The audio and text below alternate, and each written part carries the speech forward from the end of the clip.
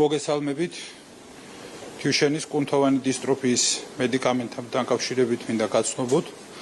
დღეს წარმატებით დასრულდა მოლაპარაკებები იტალიურ კომპანია Italfarmacosთან, რომელთანაც გაფორმდა ხელშეკრულება მედიკამენტ Givinostat-ის შეძენის შესახებ.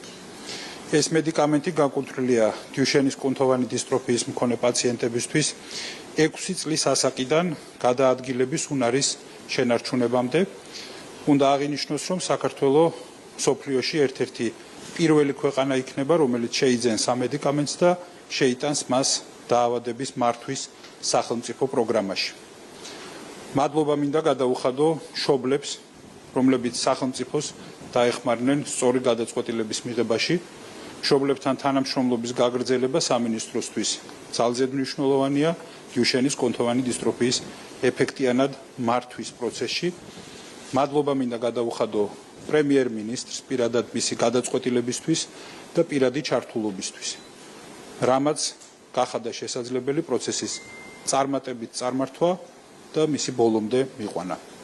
ასევე მადლობას ვუხდი საგარეო საქმეთა სამინისტროს განსაკუთრებული მხარდაჭერისთვის.